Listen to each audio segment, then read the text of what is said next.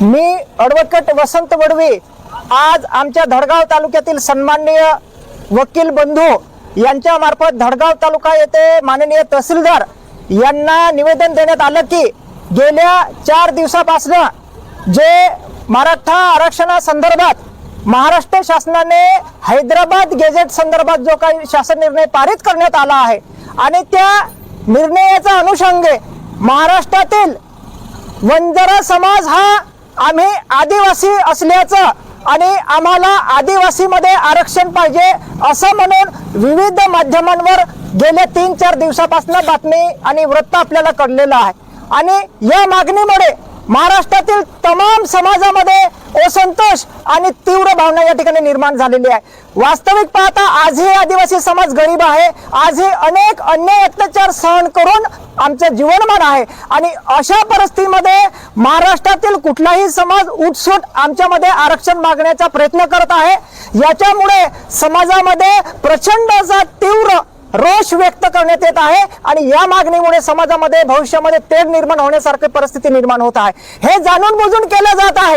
या ठिकाणी शासनाला आमची कडकडीची विनंती आहे, आमच्या समाजामध्ये कुठल्याही समाजाला आरक्षण देऊ नये।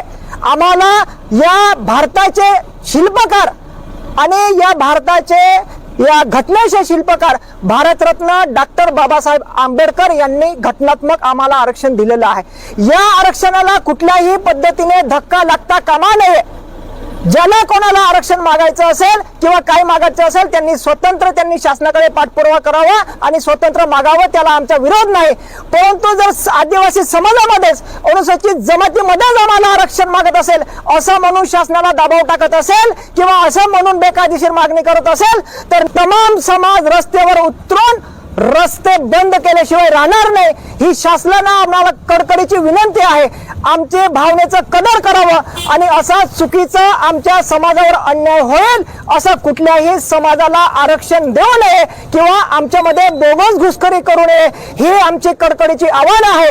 जर असं चुकीचं पाऊल उचललं तर याची किंमत शासनाला मोजावी लागेल, हे आम्ही या ठिकाणी ठामपणे छाती ठोकपणे सांगतो। ॲडव्होकेट अभिजित वसावे, आज जे आम्ही निवेदन दिलं, गेल्या 3-4 दिवसापासून बंजारा समाज आदिवासी समाजामध्ये आरक्षण मागण्यासंदर्भात जर धरू लागलेला आहे।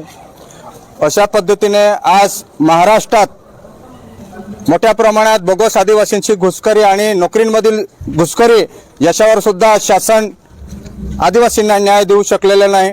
अशा अवस्थेत